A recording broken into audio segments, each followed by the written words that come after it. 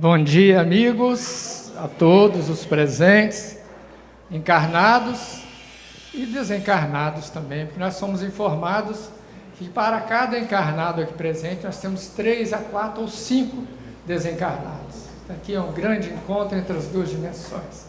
Portanto, é um dia feliz. Aos amigos internautas das redes sociais, Facebook, YouTube, e especialmente do canal 4 da Rede Amigo Espírita, nosso carinho, nosso muito obrigado de estarmos juntos.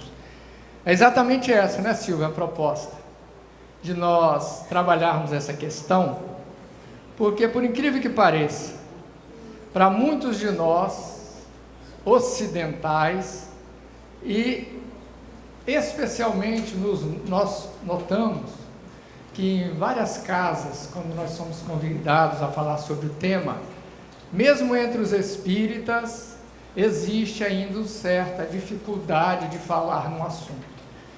Nós achamos, de certa forma, até estranho. Então, por alguma das razões, nós gostaríamos de fazer um depoimento a todos vocês, aos que nos ouvem, que nós, eu, Virgílio em especial, nós gostamos de viver.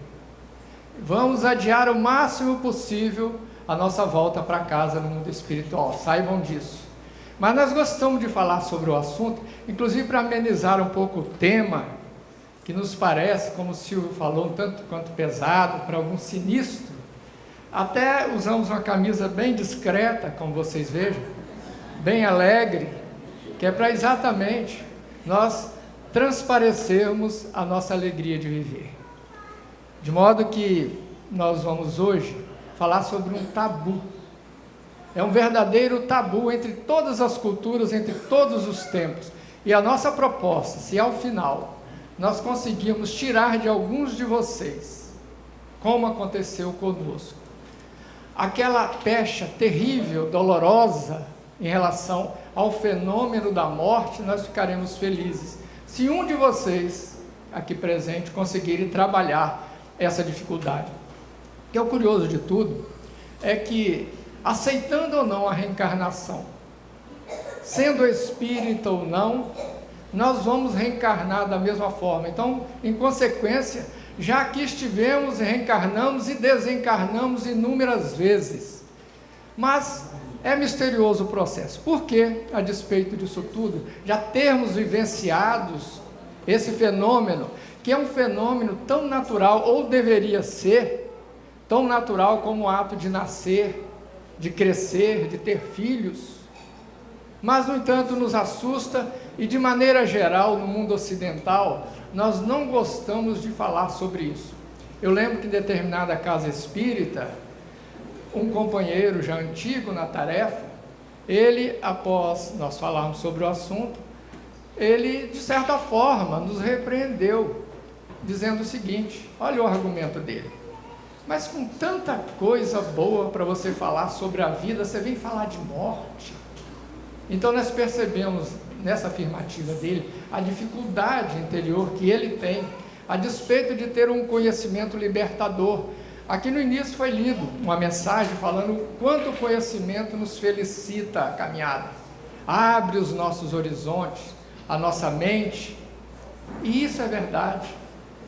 Acreditamos que no mundo ocidental não tem, até o momento, nenhuma filosofia religiosa capaz de explicar melhor e trabalhar o fenômeno da... Carlão, acho que falhou aqui, ó. Isso. Trabalhar melhor o fenômeno do que a mensagem espírita. Ela é libertadora, porque ela desconstrói em nós esse temor, esse medo. De uma certa forma, existe uma afirmação que fala que o espiritismo matou a morte, e é verdade. Nós vemos o perfil psicológico diferente do homem oriental. Hoje ele é diferente. A morte, a visão da morte lá no mundo oriental, ela é totalmente diferente da perspectiva que nós temos aqui no Ocidente. Ela é algo esperado e desejável, como um fenômeno de purificação, e é inevitável. O curioso é que eles têm uma visão mais centrada, um tanto quanto mais realista do fenômeno. Isso faz toda a diferença no viver, no existir do momento, aqui e agora. Então, nós temos as influências das religiões, tais como o budismo, o hinduísmo, que falam diretamente sobre o assunto, trabalham a questão da reencarnação. E existe até o livro tibetano dos mortos, que é um livro de orientações de como proceder após o fenômeno da desencarnação. Mas no mundo ocidental, nós somos diferentes, somos muito individualistas. E, via de regra, devido ao peso das religiões dominantes, tais como o catolicismo, o protestantismo, trabalha-se a possibilidade de uma única existência, o que nós sabemos que não acontece. E o cristianismo em si, ele trabalha muito para o momento presente, muito pouco em relação ao fenômeno de que acontecerá após essa existência, que fatalmente, mais cedo ou mais tarde, ela irá se passar. Isso é uma certeza íntima que nós temos, mas mesmo assim não se gostam de falar sobre o assunto. Talvez porque a visão do ocidental é muito capitalista. Eles pensam no momento presente, nas aquisições que nós precisamos aqui nesse instante. E o fato de envelhecer, na visão da produção do capitalismo, é algo impeditivo, é algo que não é interessante.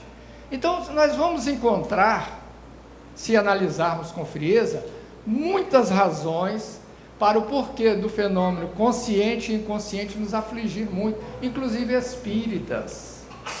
Mas, da mesma forma que existe o livro tibetano dos mortos, lá no mundo ocidental, eles nos falam de algumas razões. A primeira seria qual? Tão natural em nós. Seria o instinto de conservação, que lá na questão 703, Kardec trabalha, onde ele nos fala que aquele dispositivo automático que o corpo animal, nós temos um corpo animal, nos impede de nós nos autodestruirmos. Isso é instintivo, você não pensa, não é racional. E é um dos que mais fortes ainda presentes na nossa caminhada.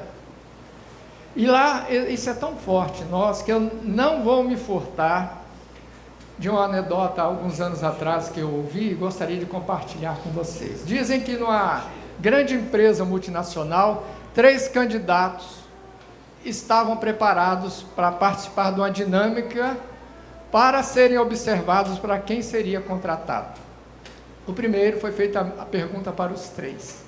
O que você gostaria que dissesse no momento da sua morte? O primeiro, que eu fui um grande médico, trabalhei para a sociedade, fiz o bem e fui um bom pai. Muito bem. E o segundo, mesma pergunta. Que eu fui um professor, da mesma forma, trabalhei para a sociedade, fiz um grande bem e estou com a consciência tranquila. Mas o terceiro, campeão do otimismo. O que você gostaria que dissesse no momento que você estava ali no seu velório? E, gente, corre lá, ele está se mexendo. Então, gente, vocês vejam vocês. É uma anedota muito típica do mundo ocidental, não é isso? Que é algo que em nós trabalha de uma forma que nós não aceitamos, em primeiro momento, conscientemente, algo que é inevitável na nossa existência. Devemos trabalhar, como diz a lição, conhecimento, vai facilitar toda a nossa jornada, sem aquele peso emocional de nós lembrarmos que um dia, naquela visão materialista do homem ocidental, que nós vamos ter que deixar tudo aquilo que construímos. Não é isso que nós vemos na existência? Trabalhamos igual um animal desde os 15, 16 anos para construir as nossas propriedades, e nós vamos ter que largar aquilo um dia, e mais largar os nossos afetos emocionais, os nossos amigos, os nossos parentes. Isso nos parece a última coisa desejável para o homem ocidental. Tanto é que, se você tiver um desafeto, nos falou determinada pessoa, o que pior você pode desejar para ele? Aquela pessoa que você não gosta mesmo, não é isso? Que ele morra, não é isso? É a última coisa, é como se fosse a maior desgraça da humanidade, e em verdade é uma bênção. Em verdade é algo natural, que nós evitamos de falar, e isso nos traz prejuízo. Porque, em segundo momento, a razão traz um trauma emocional muito profundo, Nós somos muito apegados às coisas, à matéria, às pessoas, e nós temos aqui, como exercício de inteligência, fazer um trabalho de desapego.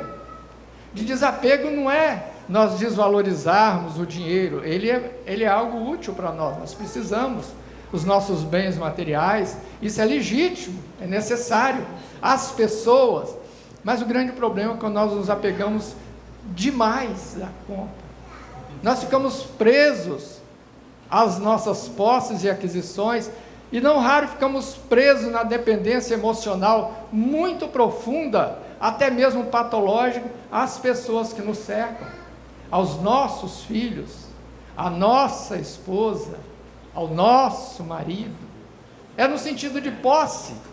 Então nós temos que trabalhar isso aí de uma maneira muito racional, que vai nos facilitar, não o momento da morte, mas vivermos aqui com plenitude, com alegria, com desprendimento, como deveria ser.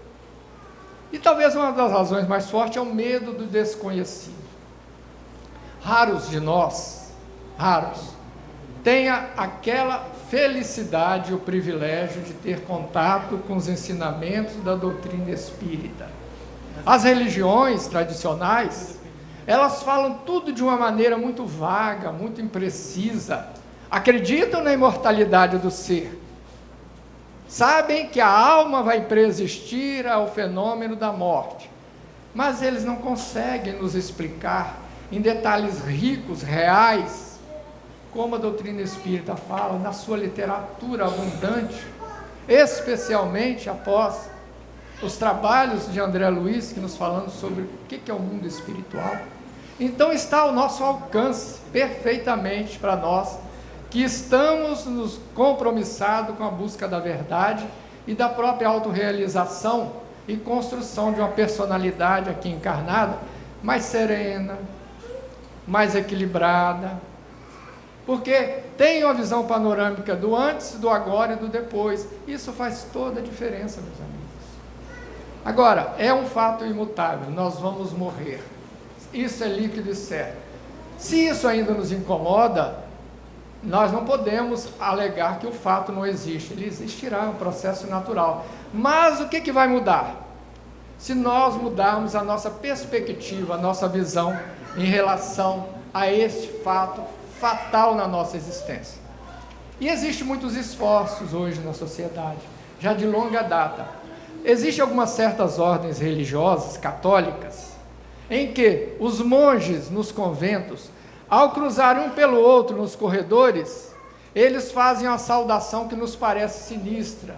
Eles falam uma frase latina chamada memento mori, quer dizer, traduzindo, você sabe que um dia você vai morrer. Um passa e fala pelo outro. Isso aos nossos olhos pode parecer algo sinistro, de mau gosto, não é isso?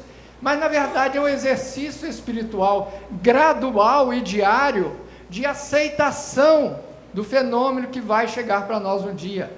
Realmente, amigos, vamos pensar nessa perspectiva. Faz toda a diferença. Eles são pessoas alegres. Eles são pessoas que gostam da vida, dão a sua contribuição para a vida, mas sabem e aceitam que um dia nós vamos morrer. E então, em última palavra, nós temos a não aceitação da morte aqui na perspectiva do ocidental. Mas os esforços estão chegando, através de várias correntes, de várias frentes. E o medo exagerado da morte, para os cientistas, os psiquiatras, os psicólogos, é a chamada tanatofobia, não é isso? Que vem do deus grego da morte, Thanatos. Então é uma fobia de falar sobre o assunto, amigos. Eu estou olhando aqui para alguns, de rabo de olho, estou percebendo que conforme a gente fala algo, alguns até aceitam, outros, pela mensagem corporal, a gente sente que é um impacto nós estamos falando sobre isso. Inconscientemente eles não percebem, a mímica facial entrega, não agrada. Essa é a grande verdade. Mas a ciência está fazendo um esforço para trabalhar essa questão da morte, do luto, e tem a ciência da tanatologia hoje, que vem através desses profissionais trabalhar de maneira direta com aquele que se vai, que está indo, e com os que ficam aqui, trabalhando o luto. Isso é importante. Mas a espiritualidade, sabendo e trabalhando isso devagar em nós, começou lá no Livro dos Espíritos, na questão 961, que fala assim: quais são os sentimentos? Olha a sabedoria de Kardec ao fazer a pergunta. Ele, ainda na sua dimensão humana, sentia também o peso dessa desinformação. Na questão 961, ele pergunta aos espíritos: quais são os sentimentos que nutrem o indivíduo no momento da morte, da desencarnação? Ele fala 3 sentimentos. Na dúvida, para aquele que tem um ceticismo muito grande. Gente, não tem nada pior, psicologicamente falando, para aquele indivíduo. Para nós parece até fácil, porque nós temos uma visão mais ampliada de que nós vamos encontrar após essa existência. Mas para aquele que se diz ateu, para aquele que se diz afastado de Deus e que não quer saber decididamente do que se trata isso, realmente ele vai ser um sofrimento psicológico muito forte durante toda uma existência, amigos, mesmo que ele não admita. Porque no momento da desencarnação, na hora do vamos ver, é que vem o flagelo maior para essa criatura, que não tem consciência de uma existência clara, que nós sobrevivemos, como é o mundo espiritual. Pensemos, realmente é um sofrimento muito grande. E o segundo é o temor para aquele que tem a alma culpada, consciente ou inconscientemente. Nós sabemos o que nós estamos fazendo da nossa existência, nós sabemos sim. Nós sentimos, mesmo que isso não seja racional, que se nós estamos indo pelo caminho do bem, aquele que Deus recomenda pelas suas leis eternas, ou se estamos tomando atalhos que irão redundar em um sofrimento em mais ou menos tempo. É isso, é uma dúvida, é o temor para o culpado, mas eles nos falam, a esperança para os justos, a alegria. Ele está nos dizendo que para nós que aqui estamos, cumprindo uma jornada com ética, entre erros e acertos, porque não tem nenhum santo ainda nesse planeta, mas nós acertamos mais do que nos equivocamos, nós vamos ter aí uma espera feliz, alegre, dentro das nossas possibilidades que nós construímos. Chama-se lei de causa e efeito, ou de ação e reação, que talvez seja a lei mais justa que existe, porque aquilo que Jesus falava, cada um segundo as suas obras, e ele se referia em qualquer dimensão é aplicável essa lei. Então aqui nesse momento, se nós estamos sendo éticos, dentro dos padrões culturais aceitáveis, buscando realizações positivas, nós já vamos criar em nós um verdadeiro céu. Nós vamos construir um mundo de paz, de serenidade, de alegria, apesar dos desafios diários, que em verdade são testes para a nossa capacidade de fé. Nós vamos construir. Nós estamos, então, nós gostamos de dizer que o céu e o inferno, nós carregamos, ele é portátil dentro de nós. Não é algo que nos espera quando desencarnarmos. Nós podemos ter um verdadeiro céu aqui nessa existência, mas podemos também ter um inferno. É aquele ou aquela que não faz jus ao planejamento reencarnatório de vir aqui acertar, é antiético, busca violência, busca as agressividades, ele constrói nele um verdadeiro... Esses homens, essas mulheres sofrem, ficam vibrando no circuito fechado de reações de que construíram através dos seus sentimentos, dos seus pensamentos e dos seus atos. Então, amigos, não vamos esperar e não vamos questionar, porque é fácil sabermos para onde nós vamos quando desencarnarmos. É fácil.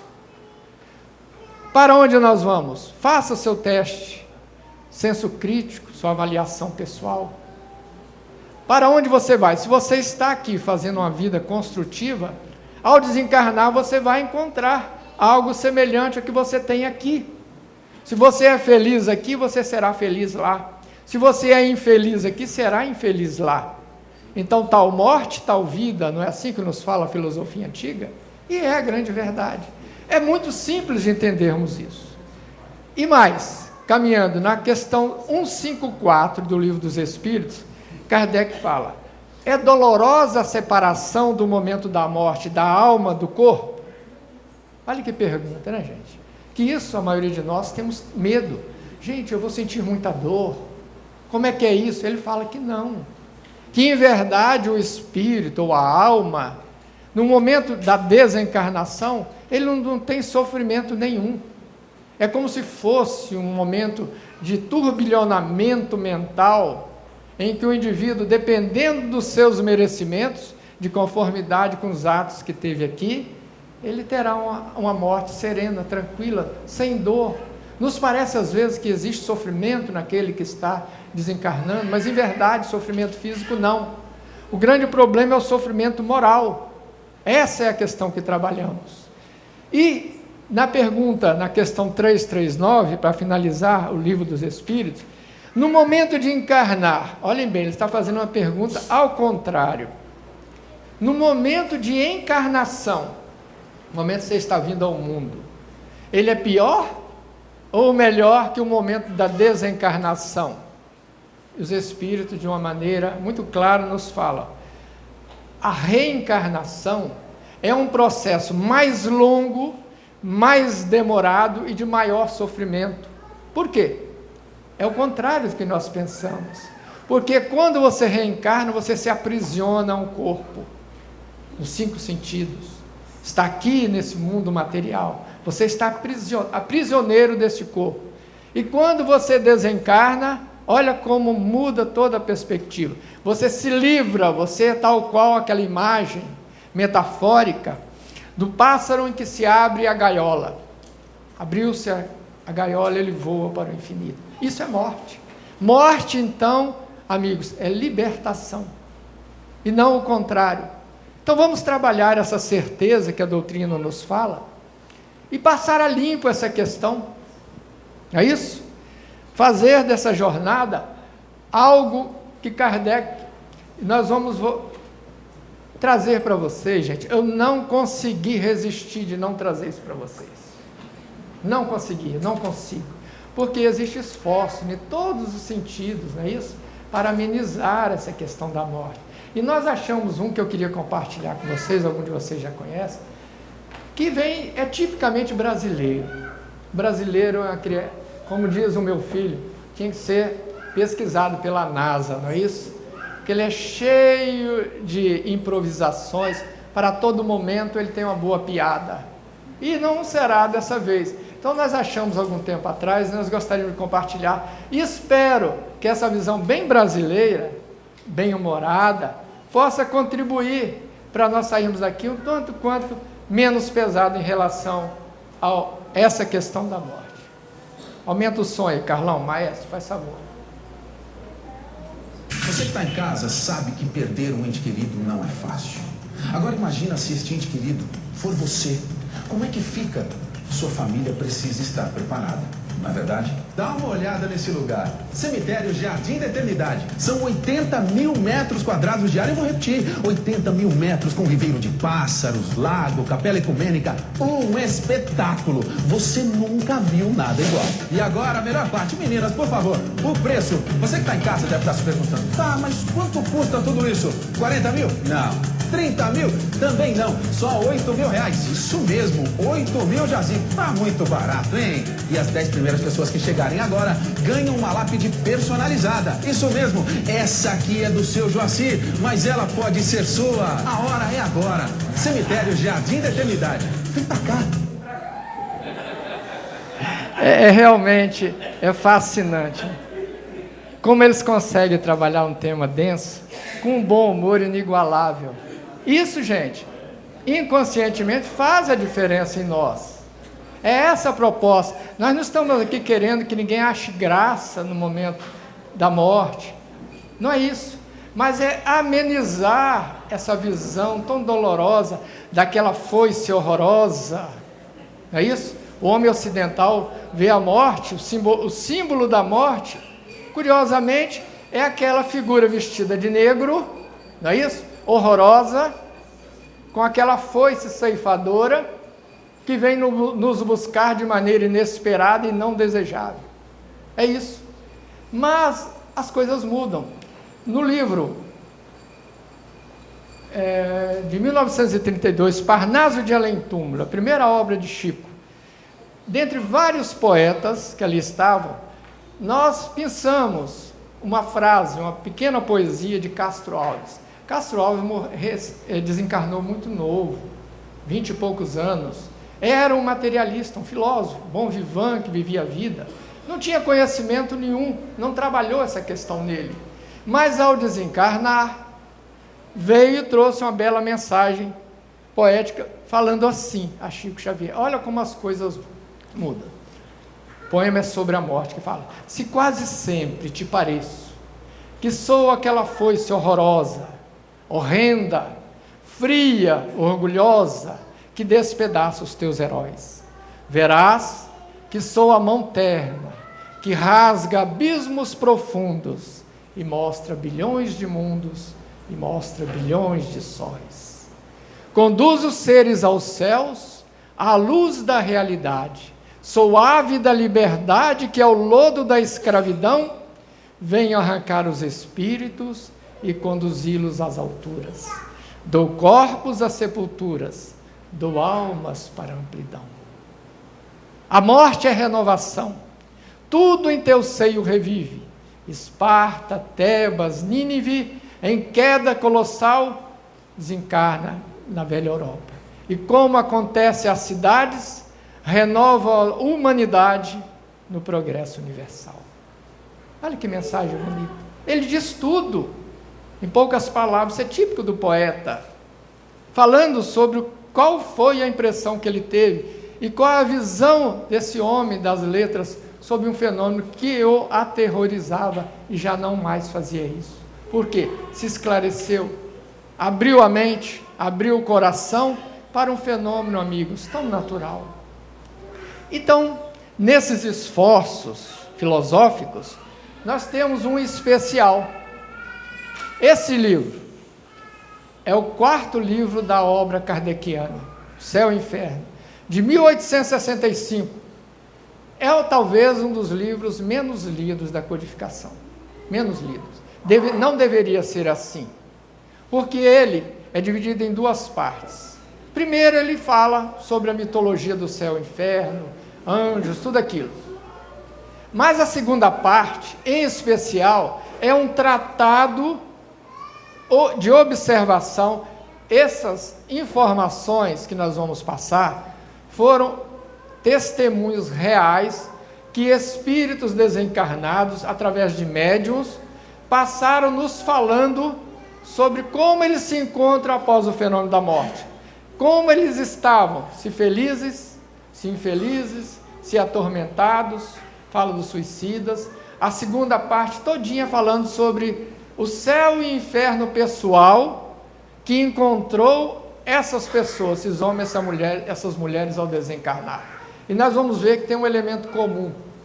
Eles estão vivenciando uma nova experiência espiritual, voltaram para casa, de conformidade com os atos que aqui fizeram. Lei de causa e efeito, lei de ação e reação, a cada um segundo as suas obras. E aí ele nos fala, na primeira parte, sobre a filosofia do céu e inferno interiores, e não mais um espaço geográfico em qualquer lugar. Ele está dentro de nós, está aqui nessa existência, e não somente após quando nós desencarnamos. E vamos a alguns desses depoimentos. Aí ele faz uma pergunta. Em cima dessa pergunta, na reunião mediúnica, o que ocorre com a pessoa que acaba de morrer?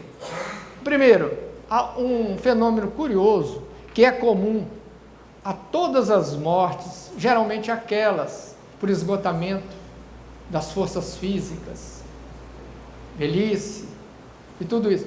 É um fenômeno da visão panorâmica, que hoje os psicólogos e psiquiatras que estão trabalhando a tanatologia, o fenômeno da morte, estão surpresos com isso, estão estudando essa questão.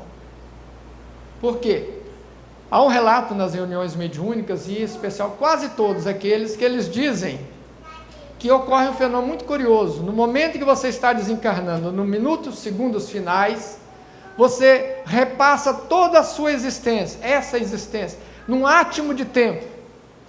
todas as imagens, todos os quadros vivenciados, sentimentos sentidos, mas é tão vívido como se você estivesse vendo isso que você está vendo, uma imagem à sua frente, mas você sente, é repassado toda a sua existência, para que nós possamos, já nesse instante, começar a fazer um senso crítico, uma avaliação moral do que nos espera, porque nós sabemos, amigos, nesse instante, se nós vamos, como diz o amigo, se nós vamos nos dar bem ou nos dar mal após essa existência.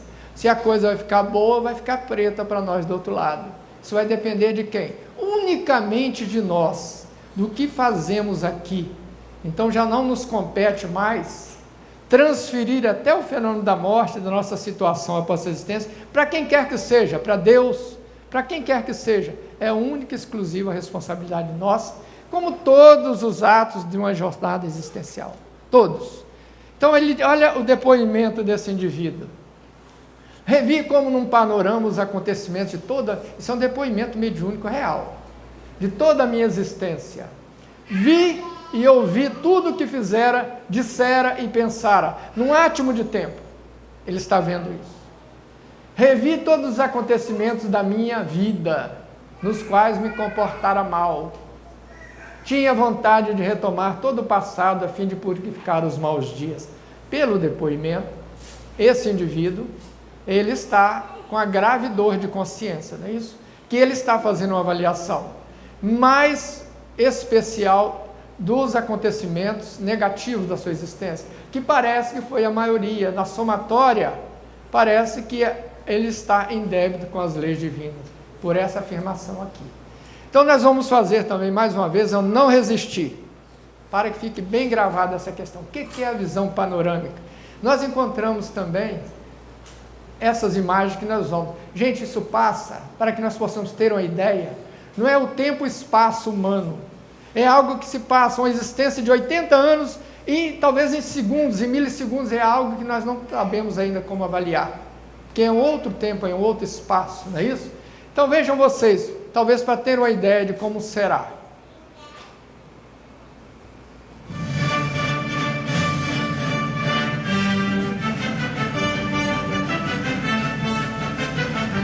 Alegria, gente, ó.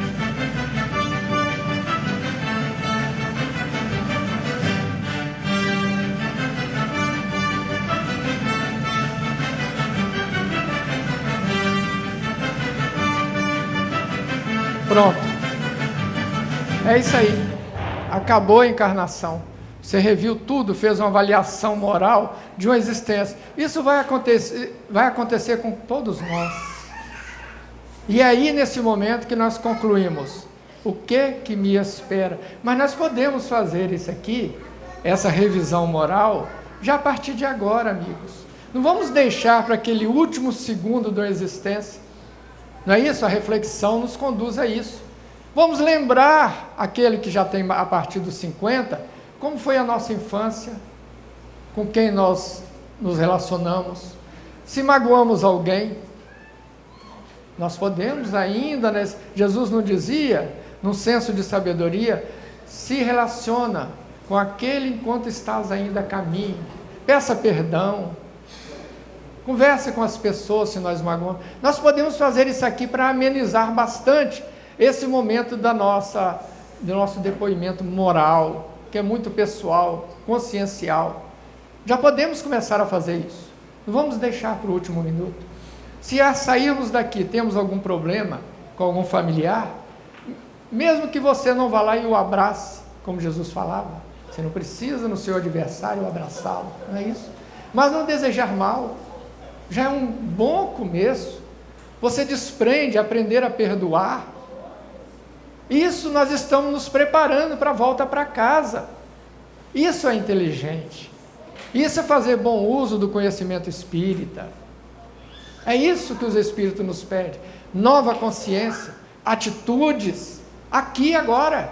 Porque nós sabemos que o que vale é o aqui e agora. O único momento que detemos nas mãos.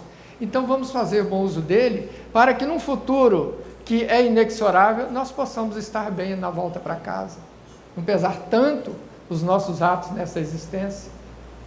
Outra situação, amigos, uma das mais comuns, a confusão. Guardava a mesma aparência e não percebia a morte do corpo material, porque pensava, via e ouvia um corpo semelhante na forma. Para nós espíritas, nada mais fácil. Nós entendemos que ela está falando, se referindo ao perispírito, ao corpo perispiritual. Mas e aquele que não sabe, gente? E aquele que não aceita essas realidades?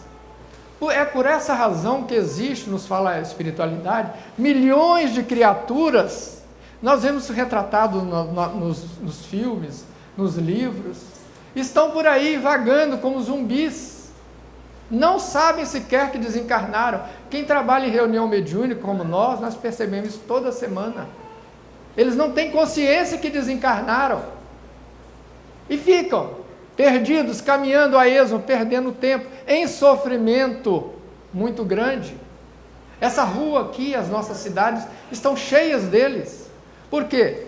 Não tiveram acesso, ou não quiseram ter acesso ao conhecimento libertador que nós temos. Aí nós entendemos, e muitos falam, quando é difícil você conversar com eles, às vezes na reunião mediúnica. Eles chegam.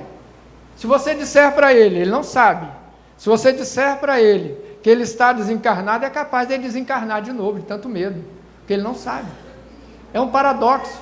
E ele tenta se enganar, dizendo o seguinte, que aquilo é um pesadelo. Aquilo é um pesadelo, eu vou acordar desse pesadelo, isso não pode estar acontecendo comigo. É um dos pensamentos dominantes em muitos deles.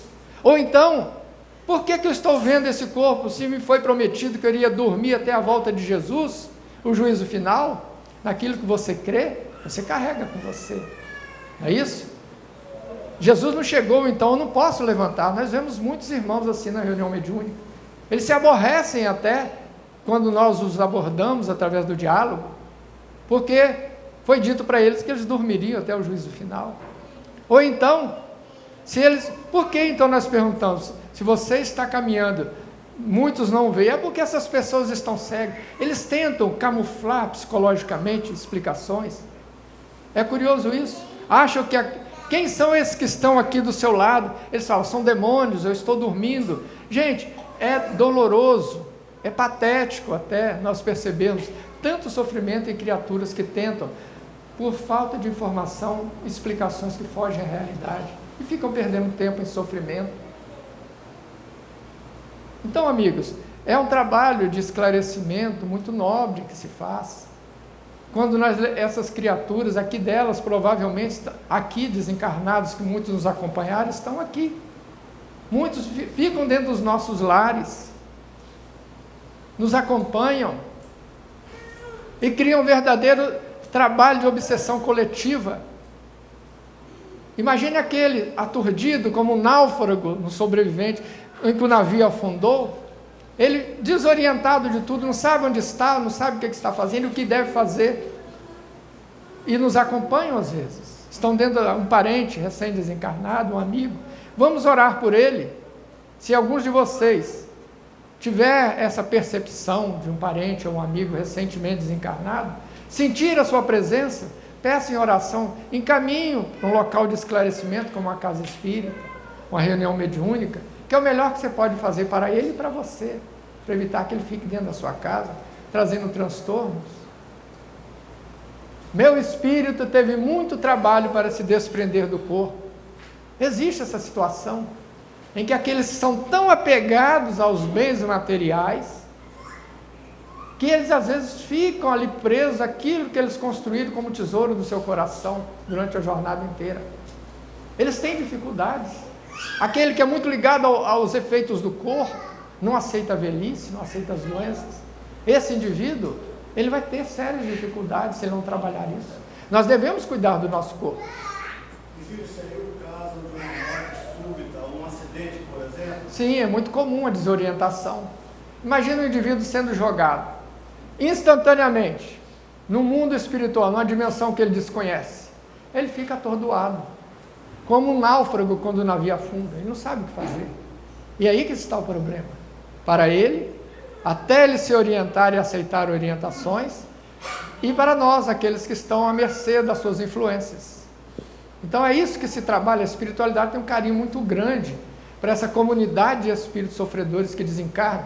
Gente, 6.120 pessoas desencarnam numa hora. No período que nós vamos falar aqui, quase 7.000 pessoas desencarnaram. É muita gente. Por ano são milhões. E a maioria desses não tem conhecimento nenhum do que nós estamos falando. Imagina, dá para imaginar a situação de destrambelho e desorientação que causa. Senti um escurecimento, depois não sei o que se passou.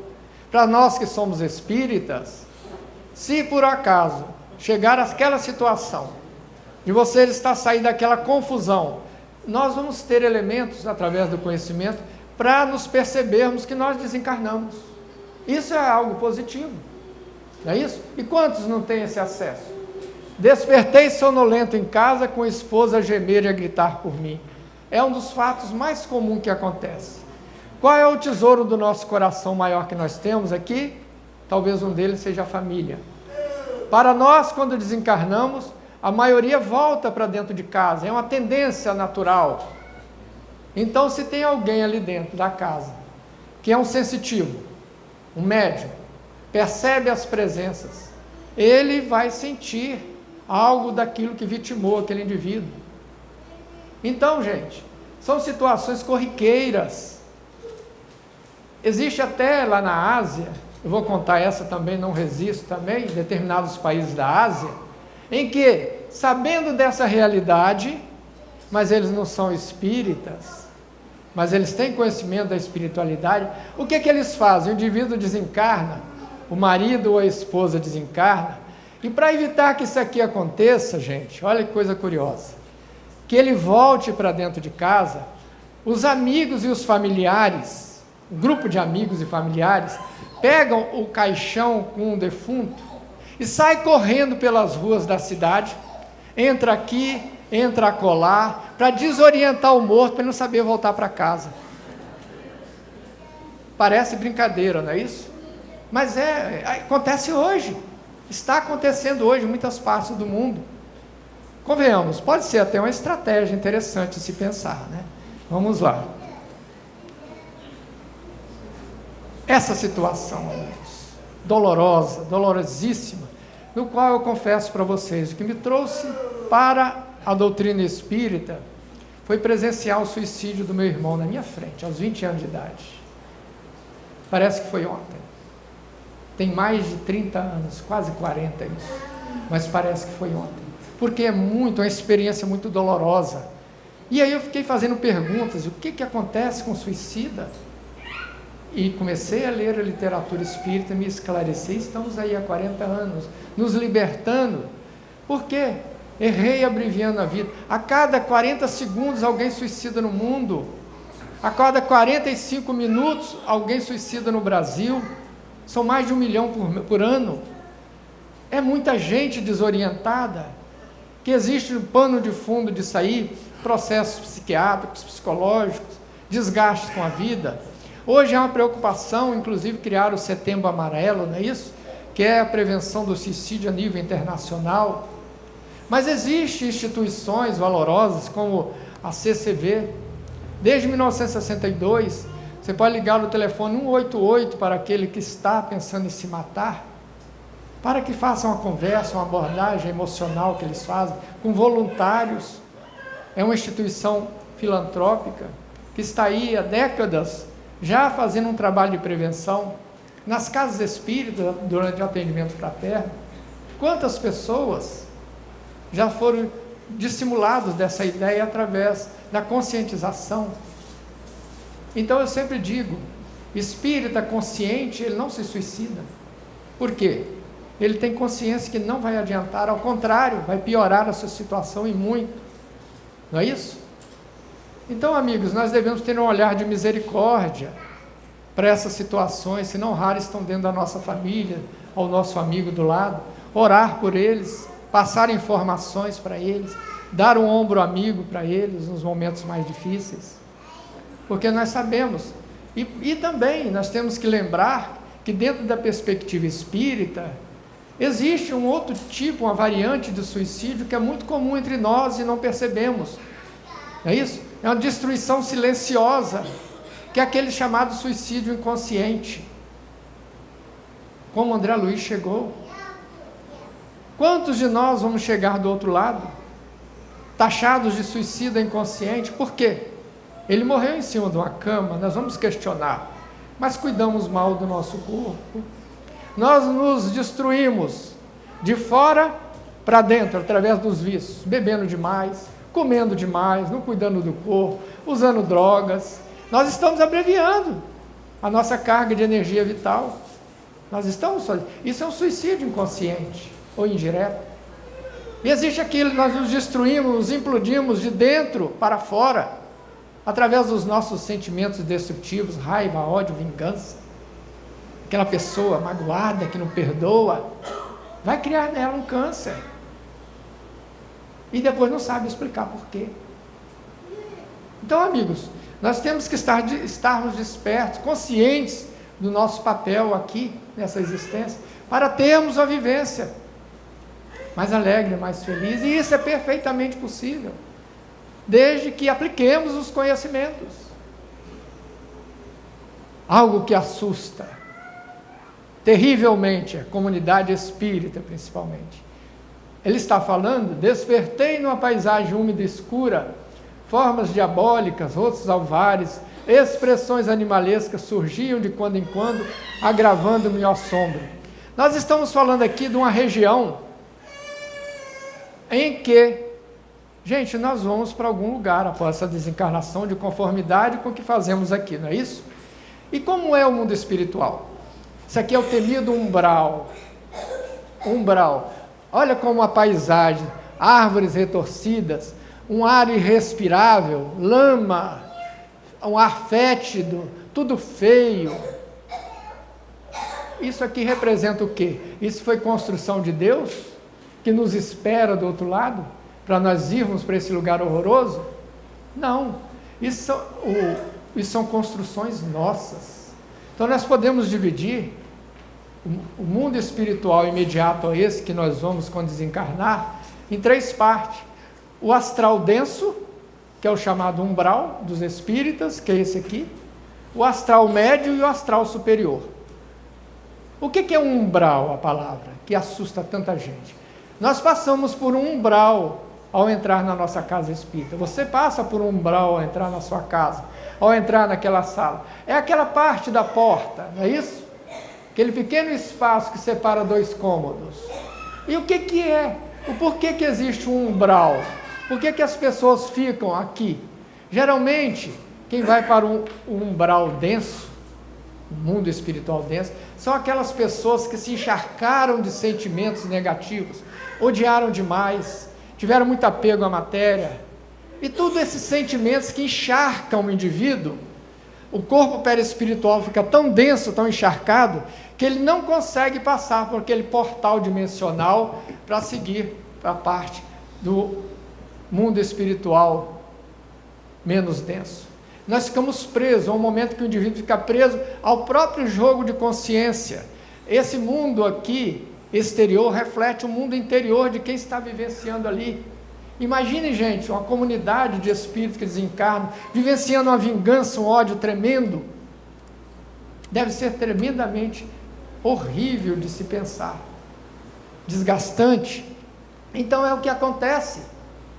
Esse indivíduo, como o próprio André Luiz vivenciou, ele estava, e o umbral é mais do que necessário. Para que você possa acessar regiões melhores, você precisa fazer um expurgo desses resíduos mentais que você cultivou a existência a vida inteira. Você está expurgando para que você possa ir para um lugar melhor. Isso aqui é um lugar abençoado, gente. Não é maldito não, como muitos pensam. É necessário para milhões de pessoas que saem desencarnando com ódio no coração. Como ir para uma cidade espiritual com aquele ódio totalmente desequilibrado? Ele precisa trabalhar. Então ele vai expurgar a prestações do que ele fez por atacado na existência inteira. Isso é mais do que necessário. Mas não se preocupem. Olhando para todos aqui, acredito que nenhum de vocês irá para esse local denso. Porque se nós vamos para qual? para o mundo espiritual médio. Não vamos para o superior ainda. O médio, como é que seria? É para as pessoas mais ou menos complicadas, mais ou menos boas. A maioria somos nós. Então nós não vamos para esse lugar feio, nós vamos para o mundo espiritual médio. E lá tem as cidades, tem os hospitais que nos acolhem. Então é isso, gente. E o mundo espiritual superior? Nós não vamos ter acesso ainda. Teremos um dia. Mas quem construiu o mundo espiritual superior? Foram espíritos iluminados. Da mesma forma, quem construiu esse mundo temporário foram os espíritos em sofrimento. Então o umbral é uma construção temporária. Na medida em que nós vamos nos melhorando, vai deixando de existir homens desequilibrados. Em consequência, a região espiritual, mental, também deixará de existir. Então não precisamos ter medo sobre isso. Uma pessoa de certa idade avançada, em ver o seu balanço um pouco a desejar, o que ela deve fazer? Ele está dizendo ao amigo internauta, uma pessoa já uma certa idade, já comprometido, não é isso? O que ele pode fazer para recuperar o tempo perdido? Gente, um amor cobre uma multidão de pecados. Querendo dizer o seguinte, você pode começar aqui, amenizar a sua ida. Se a sua consciência te cobra, e nós sabemos disso, sabe, gente? Nós não nos enganamos. Vamos fazer o nosso inventário moral, nós sabemos se nós estamos indo certinho ou se estamos pisando na bola. Essa é a verdade. E é possível ainda aproveitar o tempo que for possível para aquele que ainda se sente endividado. Busque saber de que forma foi. Quem sabe possa pedir perdão, possa amenizar a sua própria consciência, trabalhando os minutos, os dias ou os anos que ainda lhe são reservados. Ainda é tempo, sempre há tempo, a justiça divina. Sempre é necessário nós fazermos isso. Não vamos deixar por último minuto, você que é jovem, você que está em média idade, vamos fazer isso. Aproveitar esse instante e nos refazermos para que tenhamos uma desencarnação compatível com aquilo que nós construímos em vida. Tal morte, tal vida. Aí ele fala, hoje sei que naqueles momentos angustiosos, momentos de morte, angustiosos momentos da morte, muitos seres se conservaram ao meu lado amparando-me, porém não os distinguia. Precisava adquirir uma espiritualidade suficiente para estar em condições de perceber os espíritos guias. Os chamados samaritanos, ou o nome que queira dar, de espíritos trabalhadores, ficam nessas regiões de sofrimento, que é uma região mental, ficam ali ao redor, buscando chamar a atenção, como aconteceu com André Luiz. 8 anos e meio ele ficou nas regiões umbralinas da própria consciência, não é isso? Lembrando disso. E que a mãe, quase todos os dias, estava do seu lado, chamando-o. Eu estou aqui, André. Ele não percebia. Porque ele estava preso num circuito fechado de depuração necessária, expurgo necessário daquilo que tinha construído de negativo na sua existência.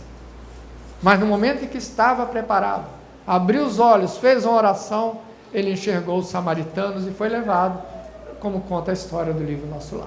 Não é isso? Então, amigos, a misericórdia está em todo momento, em todo lugar, aqui nesse momento presente em nós. Os filhos que continuam retornando para as casas, eles estariam num tipo de umbral ou num estado médio? Umbral é um jogo de consciência, não é um local geográfico. Se alguém voltou ao desencarnar para dentro da sua casa em angústia, em sofrimento, ele está no umbral de sofrimento, ele está no mundo espiritual denso, não é equilibrado, ele está perdido, desorientado. Então essa é a razão por que uma reunião como essa, para aquele que se dispõe a vir 9 horas num domingo, não é fácil, né? Ele está fazendo um trabalho de purificação e limpeza na sua casa. Convide aqueles que você percebe que não percebe mentalmente, me acompanhe, e normalmente eles vêm até aqui nos acompanhando, um parente, um amigo desorientado, e ali eles são acolhidos e abordados por trabalhadores, são esclarecidos e encaminhados. É ou não é uma desobsessão? Claro que é. É um trabalho desobsessivo. Alguém vê? A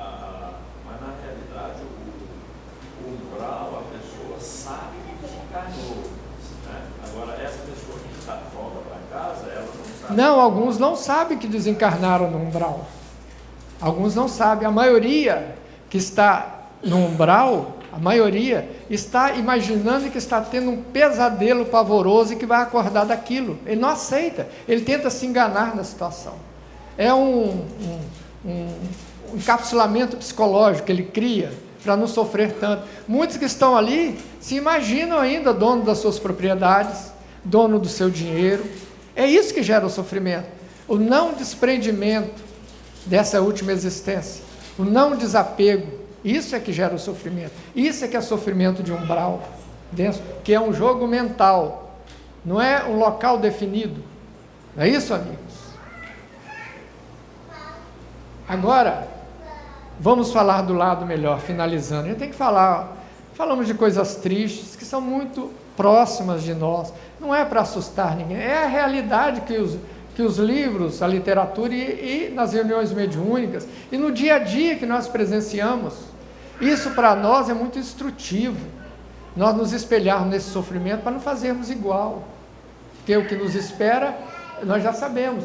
Agora, acordei num quarto de hospital, arejado e reconfortante. É isso que acontece. Quando você está para desencarnar, você que é uma criatura ética, que acertou mais do que errou, a primeira coisa que você vê de imediato à desencarnação é o seu quarto, sua cama, e logo depois, você não precisa ir para esse astral denso, porque você não merece, você passa por esse chamado umbral pesado, por aquele portal, e já vai normalmente para um hospital espiritual, e desse hospital você é encaminhado para uma colônia. É mais ou menos essa sequência.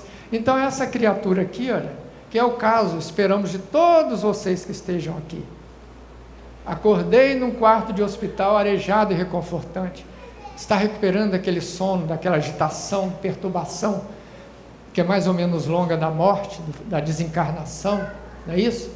E nos encontramos num local bom, arejado, vamos encontrar amigos, pessoas, um local adequado e natural para os nossos merecimentos. Acho-me aqui ativamente trabalhando, ocupada, trabalhando e estudando. Aprendi a ser útil, posso continuar o serviço que se afiniza com as minhas tendências e esperanças. Sinto-me feliz. Pois é, gente, para o homem justo, para aquele que acertou mais do que errou, a morte é alegria, é esperança, é renovação, é libertação, gente. Nós estamos voltando para casa. É tudo o contrário do que nós possamos imaginar. Liberdade. E aqui ele diz, só que a má notícia para aqueles que esperam que vão descansar eternamente, é que nós vamos continuar trabalhando e devemos. A palavra de ordem numa cidade igual ao nosso lar é trabalho. Sobrenome é hora extra. Deve ser isso. Então, amigos, a gente tem que ver de uma forma assim natural, expulsando o medo. É isso a nossa tentativa, é isso que os espíritos falam. Nós tirarmos, desconstruirmos o pavor natural que a morte representa para nós. Vamos pensar então o contrário. Morte é libertação, a cada um segundo suas horas. Tudo vem a nosso benefício, de conformidade com o que você faz. Aí ele pergunta, por que alguns espíritas têm medo da morte? E o espírito respondeu, talvez não lhe pese a consciência, hein? Talvez ele não esteja com os macaquinhos no sótão ali, com coisas que ele está fazendo indevidamente, que a sua consciência já está começando a cobrar, e que do outro lado seria ótimo, se nós tivéssemos um juiz, um promotor para nos julgar, seria ótimo, mas não tem. É a nossa própria consciência, autoconsciência, autojulgamento, que é implacável. Ali nós não nos enganamos, não tem como se enganar a sua consciência. Então essa é a questão, amigos. As crises, a inconformação, não podia ter morrido, as crises de dor exageradas de meus familiares, retimo no meio terrestre, os espíritos reclamam, gente, quando desencarnam, que um parente, um amigo, fica revoltado, inconformado, rebelde, não aceita a morte. Por que ele se foi? Em verdade, o pano de fundo é o egoísmo de quem fica. Ele está vendo o sofrimento dele. Meu Deus, fiquei sem fulano. Às vezes ele nem liga para o indivíduo. Ele que se vire lá, mas eu estou sofrendo. É o nosso velho egoísmo ainda. E isso repercute lá. Repercute. Muitos que chegam. Recentemente, numa reunião mediúnica, alguns anos atrás, o espírito de um jovem de 17 anos veio pedir para que dessemos um recado para o pai e para a mãe, que eles parassem de cultuar o filho, porque eles retinham-no. Ele tinha morrido com linfoma torácico. Até o quarto que ele tinha, o chinelo, os brinquedos, as roupas, tudo no mesmo lugar. O quarto estava com um culto, com um altar para o culto atormentado da saudade. Vejam vocês. Isso repercutia nele, ele sofria vendo os pais presos àquela situação de dor, quando ele já estava liberto. A cada pensamento ele sentia do outro lado, ele veio pedir, pelo amor de Deus, fale para o meu pai e para a minha mãe, para deixar que eu siga em frente, que eu estou bem. Olha como é difícil a situação. Quanto a situação. Fazendo uma pergunta, como fica o suicida? Como, é isso que nós falamos, o suicida. Ela perguntou como fica o suicida. Numa situação difícil. É claro que cada caso tem seu peso e sua medida. Cada caso tem agravantes e atenuantes em relação ao suicida.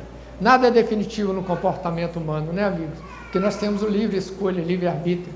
Mas, no geral, para aquele que acredita que suicidando-se vai se libertar das suas dores morais e físicas e materiais, ele tem uma decepção tremenda. A palavra de ordem dele é decepção tremenda. Que ele vai perceber que ele está agravando pela fuga moral que ele teve, tirando algo que não lhe compete fazer, que foi dado, que é a vida por Deus. Ele se encontra numa situação difícil do outro lado, em que ele vai perceber que seria melhor que ele tivesse ficado na situação do que deserdado da vida. Porque o que o espera, a dor consciencial, é muito pior, é mais grave. Mas não vai para o inferno definitivamente. Como acreditavam as religiões antigas, os suicidas, nas religiões antigas, nas cidades, nas comunidades, eles não eram sepultados, eles eram jogados nas lixeiras, na chamada geena, porque eles acreditavam que aquele não tinha salvação, iria para o inferno eterno. Isso não é verdade, amigos. A criatura que falhou hoje, fracassou na sua jornada por fraqueza, por perturbação, às vezes até por um processo obsessivo, há os atenuantes e agravantes que ele fará, mas ele terá novas oportunidades para se refazer numa nova existência. Não é isso? A esperança existe. Por isso, concito os vivos que fiquem nós, que percam alguns de seus parentes, a que a todo custo se mostrem fortes, abafando toda manifestação de mágoas e revolta, apresentando-se aspecto calmo nos funerais. Para ajudar o desencarnante, vamos pensar só em nós. Vamos ajudar o desencarnante. Não é comum, às vezes, num velório, as pessoas ficam ali o tempo todo esquecendo-se de uma situação difícil que está passando o desencarnante, contando piadas, levantando aspectos menos felizes do morto. Vamos ser misericordiosos no velório, lembrando das coisas boas, pedindo a Deus por ele, para que ele se encontre bem.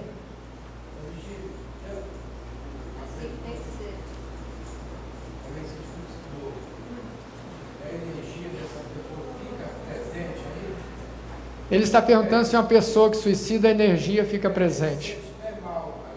Para aquele sensível, médium, o sensitivo, que se em determinado local onde ocorreu o triste caso de um suicida, ele normalmente pode estar presente ainda, vivenciando a situação suicida, e aquele que é sensitivo pode captar essas energias presentes de dor, de sofrimento.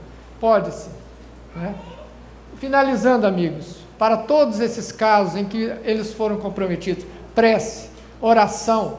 Algumas correntes religiosas acreditam que morreu não resolve mais nada, não precisa fazer oração, mas isso não é verdade. Talvez seja o único lenitivo para muitos desses que estão desencarnando, nós orarmos com fervor, com carinho, lembrar deles que eles se sintam bem, com a própria consciência nesse novo momento, que vai ajudá-los nesse momento difícil. Olha como eles falam, a prece nos dá coragem, refresca nosso coração, nossa pobre alma em sofrimento. A prece é um bálsamo inefável, a caridade aos infelizes do mundo, dos quais sou um. Vamos lembrar então de todos os sofredores que desencarnam, com a nossa prece, o nosso carinho. E agora, finalizando, olha o lado bom da história. Para aquele que foi justo, fez as coisas certinhas, vai ter uma comitiva esperando, gente, de boas-vindas. Olha que maravilha, já imaginaram? Minha mãe veio me receber ao entrar no mundo dos espíritos. Revi parentes, amigos, conhecidos, vieram todos me receber nas portas da existência verdadeira, rostos queridos que supunha perdidos para sempre. Os reencontros se darão no tempo e no espaço. E olhe, aqui, amigos, não poderia ser assim, o que eu desejo a todos vocês. Olha que maravilha, né, maestro? Olha assim, uma comitiva dessa, gente, olha. Isso eu estendo a todos vocês, né, Carlão? Não é isso? Aqui é bom, Marli, acredite, viu? Pode acreditar, viu? Né, Carlão? Né, Rosana? É bom te ver, né, Rosana? Não é? Rogério, sorria, Rogério. É para sorrir mesmo, que a vida é feliz. Essa é a visão que nós temos que ter, amigos. Não é? Por isso mesmo, amigo, a todos vocês, a vocês presentes, encarnados, desencarnados. Demorou, né, mas você é teimoso, né? Você é teimoso. Algumas comunidades, ao nascer uma criança, eles pranteiam, eles choram. Ainda existe. Então vamos viver, e quando a criatura morre, eles sorriem, fazem festas. Então vamos viver, como diz o provérbio oriental, viver de tal forma que ao morrermos, todos estejam chorando e só você sorrindo. Né? Olha assim, sorria, meu bem, sorria, porque o que nos espera. E a todos vocês, muito obrigado e uma boa morte para todos.